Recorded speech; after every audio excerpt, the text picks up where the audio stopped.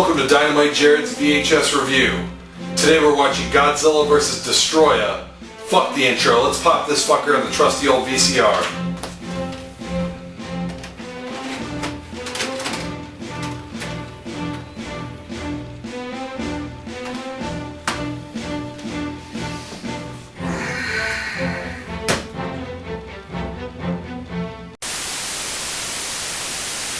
Godzilla vs. Destoroyah is the 7th and final Heisei film in the Godzilla series, making it the 22nd installment overall.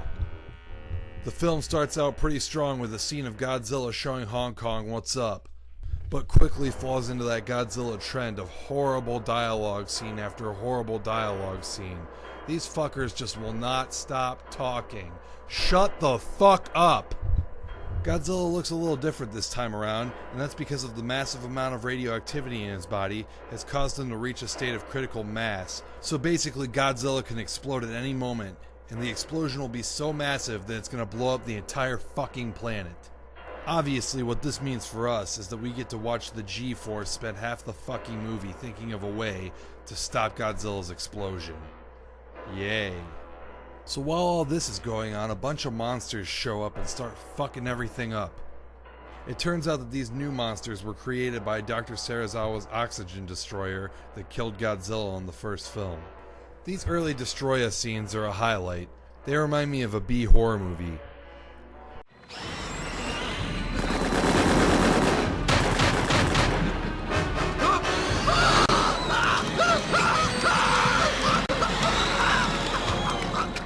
Fucking awesome.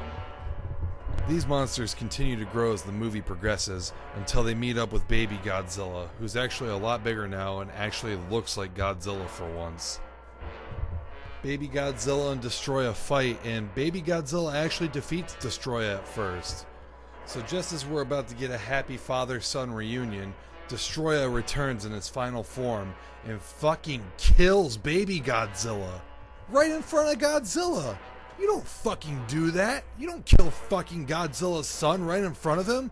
Now he's pissed. Look at him.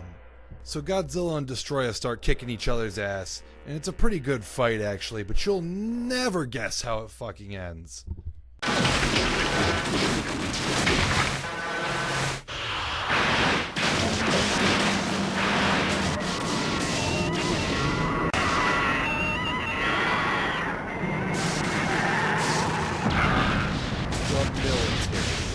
The Japanese military.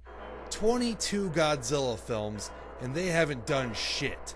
Godzilla's strongest opponent ever comes along, and they fucking kill him. Godzilla doesn't even get his revenge. The Japanese military kills him. What fucking bullshit.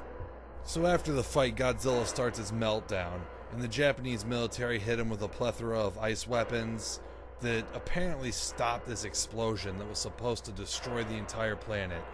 So if you have a giant nuclear explosion on your hands, just throw a little bit of ice on it. That'll take care of everything. So Godzilla just melts away. It's a pretty cool effect and a pretty sad ending to the movie.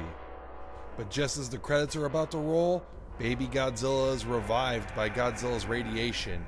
Now he's fully grown and Godzilla's legacy lives on. I guess in the original ending, Godzilla was supposed to be beating the piss out of Destoroyah as his meltdown begins. Then the military intervenes and freezes them both, killing Destoroyah and suppressing Godzilla's explosion. But it was thought to be inappropriate that Godzilla wouldn't have center stage as he died. You know what's inappropriate? The Japanese military killing Godzilla's most powerful enemy, and Godzilla not getting his revenge. This is fucking stupid. Being the film that featured Godzilla's death was a huge deal at the time. It was even published in American newspapers, even though the film wasn't released in America until years later. Toho even had a funeral for the Godzilla character after the film was finished. The Godzilla suit used in the film is a modified version of the Moge Goji suit, which was the suit used in Godzilla vs. Space Godzilla. To achieve the critical mass effect, sections of the costume were removed, and about 200 tiny red, orange, and yellow light bulbs were inserted inside. These areas were then covered with vinyl plating that was semi-transparent. There was also a device implanted into the suit that would allow steam to pour out from various parts of the body. Apparently, the steam that they used was pure carbon monoxide. It caused the actor portraying Godzilla to faint several times during filming. All these effects make for a unique and awesome look for Godzilla in this film. I approve. Godzilla vs. Destoroyah is one of the more popular entries into the series, and it's easy to see why. There's great fight scenes, and it features Godzilla's death, which is a pretty big moment in the series. Overall, this is a really good Godzilla film, but it does get dragged down by a lot of dialogue scenes. When will they learn to just shut the fuck up?